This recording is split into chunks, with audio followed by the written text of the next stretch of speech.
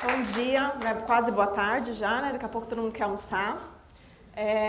Falando um pouquinho sobre mim, estou há quase 10 anos agora na área de RH, mas até para entender o porquê que eu entrei no RH, eu comecei na área como vendas, né? Então eu trabalhei primeiramente na Blockbuster, numa locadora de vídeo, e quando eu fui participar do meu primeiro processo seletivo, eu vi aquele pessoal lá que fazia as contratações, né? E eu falei, nossa, acho que eu vou querer fazer isso, né? Ser aquela pessoa que dá a boa notícia. E passou-se anos, mas até voltando um pouquinho antes de eu ter essa decisão, no fundo, eu sempre quis dar aula, né? Acho que, quem sabe, um dia eu chego lá. Mas, de alguma forma, o RH me encantou primeiramente. E entrei no RH. Estou há 10 anos, sou formada em gestão de RH, fiz pós-graduação em psicologia organizacional do trabalho, sou analista comportamental DISC, então, para que o nosso amigo aí até falou um pouquinho da ferramenta, que eu trabalho com isso também, analisando a questão de comportamento. E hoje, dentro do RH, eu cuido de toda a parte de recrutamento e seleção, treinamento e desenvolvimento. E o tema que a gente vai falar sobre a questão de relacionamento interpessoal, eu não quero chegar para falar um pouco das teorias, né? Porque eu acho que todo mundo aqui é profissional, sabe aí o que é a teoria do relacionamento. Mas o que eu acho importante falar sobre relacionamento interpessoal é porque ele faz parte do nosso dia a dia, né? A gente precisa dele. Então, em tese, o que é a definição? A conexão ou vínculo entre uma pessoa ou mais pessoas, enfim. E é muito fácil eu criar um vínculo com uma pessoa que eu tenho mais familiaridade, que tem coisas mais parecidas comigo. Quando a gente olha o grupo e a gente vai analisando, entra ali uma turma de alunos, por exemplo, uma turma de profissionais. Quando a gente vai avaliar esse grupo, você pode perceber, no primeiro dia está todo mundo ali, oi, tudo bem, que legal, não sei o quê. Com o passar do tempo, vira tudo panelinha, né? Um grupinho dali, um grupinho daqui. Mas por que isso? Porque é muito mais fácil eu lidar com alguém que tem coisas parecidas comigo, né? É difícil a gente lidar com as diferenças. Por quê? Porque eu sempre vejo na diferença, quando a gente julga a pessoa, a gente não está julgando o comportamento dela, a gente está julgando o nosso comportamento. Porque justamente o que eu falo daquela pessoa é aquilo que geralmente tem em mim. Então, o relacionamento interpessoal, até para a gente poder fazer uma reflexão, e eu acho que vai muito do que o Anderson começou a falar, e aí quando ele começou a palestra eu falei, nossa, tudo que eu ia falar ele está falando, né? Que absurdo. Mas até para falar, eu acho que de fato o relacionamento interpessoal, para a gente entender ele, a gente precisa fazer o autoconhecimento. Isso é tudo para qualquer coisa. Se eu não me conhecer, como é que eu posso mudar? Eu não preciso cobrar a mudança dela, eu tenho que cobrar a minha mudança, né? Então, de 0 a 10, quanto as suas atitudes têm facilitado ou dificultado as suas relações interpessoais? O que você está fazendo para mudar isso, né? O que você contribui para dificultar? Quanto as suas atitudes podem mudar o ambiente em que você está inserido? Vamos lá, gente. Quem nunca naquela situação... Vou dar um exemplo. Essa semana, tem alguém aqui que se estressou com o marido, com o chefe, com o colega de trabalho e chegou em casa e falou, putz, eu queria ter falado isso, isso e isso, mas ele reclamou. Alguém passou por isso essa semana? Levanta a mão. Ninguém? Passei por isso. Cheguei em casa, estou lá reclamando daquela pessoa, falando um monte na minha cabeça. O que vocês acham que a pessoa que fez isso com você está fazendo lá do outro lado? Dormindo. Ela está dormindo, gente. Você acha que ela está preocupada com o que ela fez? Às vezes ela nem sabe o que ela fez. As pessoas são diferentes. A gente precisa entender isso. Eu não consigo mudar o comportamento do outro se eu não mudar o meu. E às vezes a pessoa nem sabe que te magoou. Às vezes a pessoa nem sabe que te ofendeu. Então a gente precisa parar de se preocupar com isso, né? De, putz, tô lá, perdi o meu tempo para poder reclamar e... A pessoa às vezes nem sabe que está fazendo mal para você. E aí, tudo que a gente viu até agora, entra a questão de comunicação, entra a questão de motivação.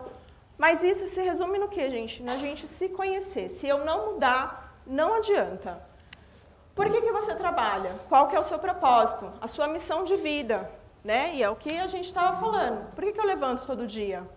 Então, se eu não tiver conhecimento e não souber para que eu faço tudo isso, não adianta. Nenhuma relação vai durar.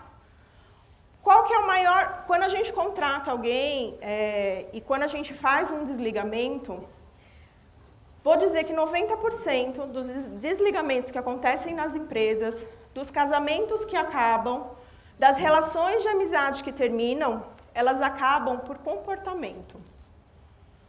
A gente não despede alguém porque ele não é bom tecnicamente. Muito difícil. A gente geralmente despede funcionário por um mau comportamento, porque ele não tem uma boa relação com o chefe, com o amigo. E por que isso acontece? Porque as pessoas elas não conseguem lidar com as diferenças. Ela quer que o outro tenha o mesmo comportamento que eu tenho. As pessoas não são iguais, né? Eu não vivo na minha empresa só de Priscila. Eu preciso ter a Priscila, eu preciso ter o João, eu preciso ter a Maria. Por quê? Porque eles se complementam. É assim que forma um time, né? E aí a gente tem um outro problema. Por quê? As pessoas que são tóxicas, elas não se acham tóxicas. Porque a gente tem aquelas pessoas que, de fato, elas acordam de mau humor, dormem de mau humor e assim fica o resto do dia, né? E elas contaminam o ambiente. Só que, às vezes, isso está tão intrínseco nela que ela nem sabe que ela é assim. Então, a gente precisa também fugir desse tipo de pessoa. Por quê? Porque a pessoa negativa, putz, nossa, que ruim, nossa, que horrível essa situação. E aí ela vai te envolvendo naquilo, quando vê você tá igual a ela, reclamando igual das mesmas coisas. E aí, o que acontece? A forma que a gente se relaciona, ela gera padrões. Então, quem acorda com pensamento negativo e comportamento negativo, vai ser o quê, gente? Negativa. Quem acorda com pensamento positivo e comportamento positivo, tende a ser uma pessoa positiva.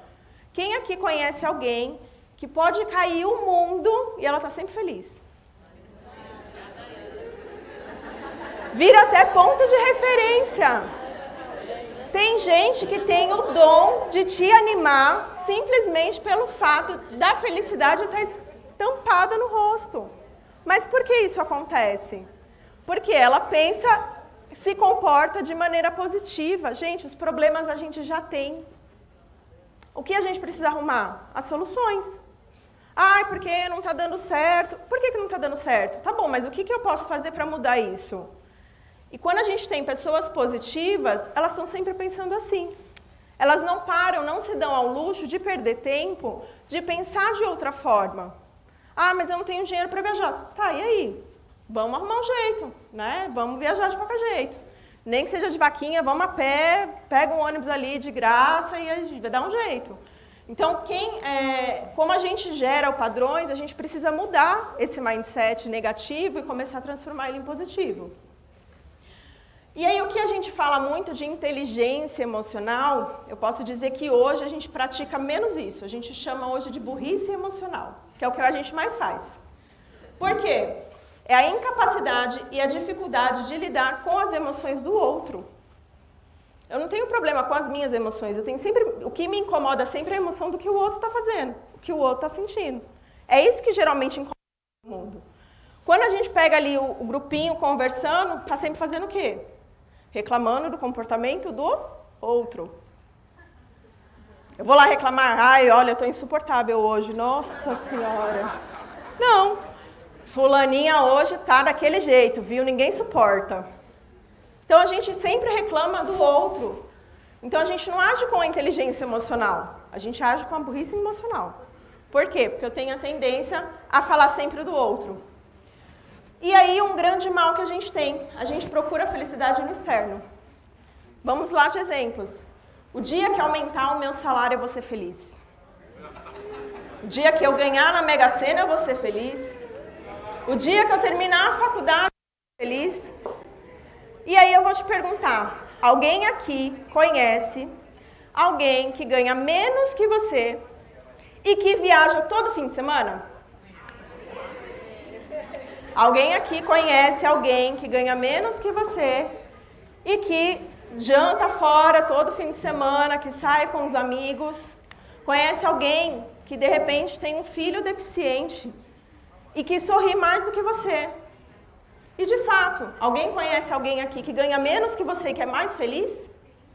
E por que que eu fico lá postergando e passando para o outro e falando, putz, eu só vou ser feliz se eu conquistar aquilo. Cara, você é feliz, você acorda, você respira. Por que que eu tenho que externalizar e esperar que o outro faça para que eu seja feliz? E aí é muito simples, vamos olhar para o nosso colega do lado. Putz, eu ganho mais do que ele viaja todo fim de semana, já conheceu países diferentes, e aí eu fico reclamando porque eu não viajo, porque eu não... Por que que eu não faço? Por que que eu não consigo? Né? Porque eu estou esperando que a minha felicidade esteja no outro. E aí, para a gente refletir, você nasceu para ser o que quer ser ou o que dá para ser? A gente tem mania de pegar as caixinhas, né? E aí a vida vai levando a gente. Então, eu quero fazer faculdade para poder fazer aquilo outro. E aí você vai começando a abraçar um, abraça o outro, e no final das contas você não faz nada e você vai ser o que dá para ser, né? E não aquilo que eu realmente queria ser, o que eu projetei quando criança, né? Eu vou sendo o que dá para ser. E quando a gente se dá conta, a vida já passou. Dinheiro, gente, é algo que vem e vai muito rápido. Eu posso conquistar dinheiro, daqui a pouco eu vou falir, daqui a pouco eu conquisto de novo. Mas a gente tem algo mais precioso do que o dinheiro. E que a gente desperdiça, que a gente dá, a gente rasga. Alguém sabe me dizer o que é? O tempo. E aí, gente, a gente desperdiça esse tempo com coisas supérfluas. Então, a gente precisa começar a olhar e ver aonde que eu vou gastar o meu tempo. Putz, todos os amigos que eu tenho, de fato, às vezes a gente gasta o tempo com coisas desnecessárias. Não dá pra gente fazer tudo o que a gente quer, a gente precisa ser seletivo e administrar o nosso tempo. Nem todos os amigos são bons amigos. Nem todos os lugares que são legais para conhecer são bons lugares. Né? Eu vou dar um exemplo meu. Putz, Maragogi, a terra super legal, bonito, né? Piscinas e não sei o quê. Fui lá, casei, fui passar minha lua de mel lá. E aí, gente, foi o pior tormento da minha vida. Foi 7 dias que eu falei, Deus me livre, nunca mais. Mas por quê? Porque eu achei uma cidade sem infraestrutura. Para mim, não serviu. Eu poderia ter aproveitado muito melhor em outro lugar. De repente, na Praia Grande, eu teria sido mais feliz. Né? Então, nem todos os lugares são bons lugares. O que serve para você não serve para mim. Então, a gente precisa ser mais seletivo, né? Em relação aos amigos, em relação às pessoas tóxicas que a gente encontra pelo caminho, com discussões que a gente tem.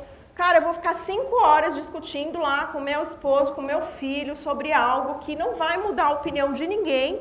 Eu desperdicei o meu tempo e não cheguei a lugar nenhum. Então, eu vou aproveitar esse tempo, em vez de eu discutir, falar, tá bom, tá tudo certo, ele fica com a opinião dele, eu fico com a minha, e eu economizei 4 horas do meu dia para fazer outra coisa de útil. Então, a gente precisa ser mais seletivo. Pare de reclamar e se concentre em coisas boas. Alguém já leu este livro? Não? Vou dar um spoiler do livro e vou pedir até uma sugestão para vocês fazerem essa atividade do livro, para quem não tiver a oportunidade de ler. Esse livro, o autor ele é o Will Bower.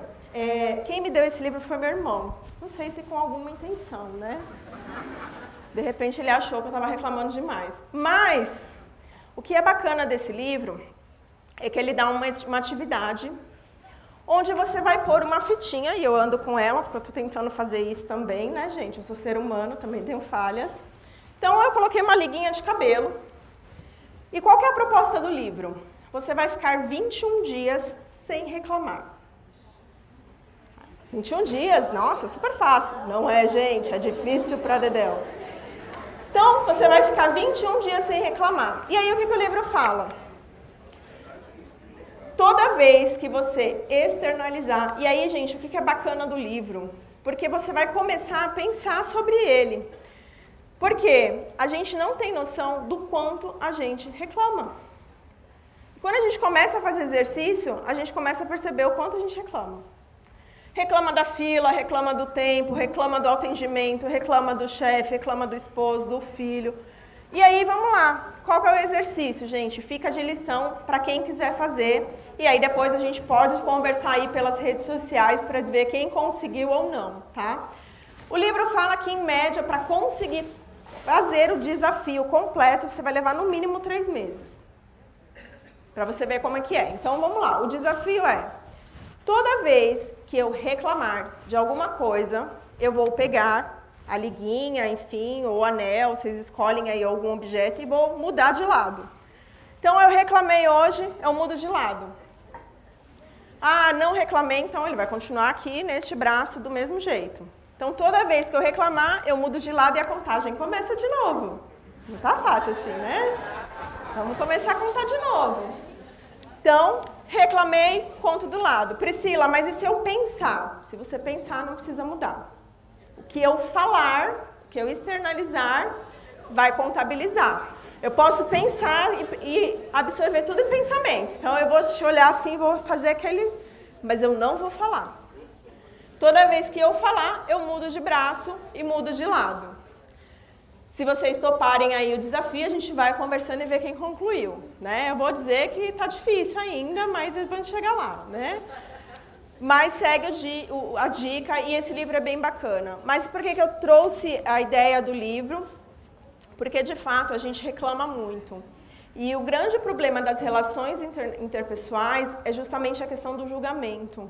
A gente tende a julgar o outro, a gente tende a achar que o outro... E, gente, o problema não está no outro, o problema está na gente. O que a gente mais reclama e o que a gente mais aponta o dedo para o outro, você pode olhar para você e ver que são as suas falhas. Então, é porque o outro não me entende. Será que você entende o outro? Então, a gente precisa se olhar primeiro, antes de querer apontar o dedo. E quando a gente começa a fazer essas atividades aí, pequenas que seja, e a pensar um pouquinho mais, vocês vão observar que as relações de vocês, elas vão melhorando gradativamente. Problema, gente, todo mundo tem. Às vezes o filho está doente, você vai trabalhar e, de fato, você está em casa pensando no filho, enfim. Mas quando você entende que aquela pessoa, de repente, de fato, não está num bom dia, não é com você. E aí eu falo porque uma vez eu estava tão irritada, porque eu estava com um problema em casa, e aí eu cheguei, li um e-mail. Quando eu li o e-mail, eu olhei e falei assim, putz, nossa, eu vou lá reclamar também, né? Vou falar mal. Que absurdo, ela está aí apontando o dedo, reclamando, quando a falha não é minha, é dela. E respondi o e-mail, mas antes de enviar, eu chamei minha chefe. Falei, vem cá, dá uma olhadinha no e-mail. Aí ela leu, falou, Priscila, acho que você está me sendo um pouquinho grossa, porque ela quis dizer isso, isso e isso. Então, na verdade, o entendimento foi meu. Eu estava ruim, eu estava no mau dia e eu interpretei de uma forma que não tinha nada a ver. O que eu fiz? Peguei o telefone, liguei, entendi o que de fato era e resolvi o problema. Agora, se eu ajo por impulso, eu ia ter respondido aquele e-mail de uma forma grossa, algo que não era um problema ia virar um problema e depois ia virar um rincha entre setores. Então, o problema às vezes não está no outro. Então, é importante a gente pensar e respirar 2 vezes antes de responder aquele e-mail, né, que aí entra a questão da comunicação, antes de responder o meu colega de trabalho, será que ele não está com problema?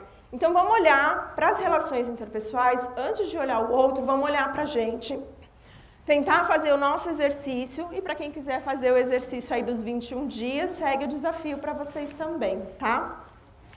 Os meus contatos, e aí para quem quiser anotar, até para dizer, Priscila, consegui fazer os 21 dias e não levei 3 meses, ó. Eu até mando o livro de presente para quem conseguir isso, hein? De verdade, eu mando de verdade. Quem conseguir os 21 dias e não levar 3 meses a partir de hoje, tá, gente? Vamos contar a partir de hoje, né?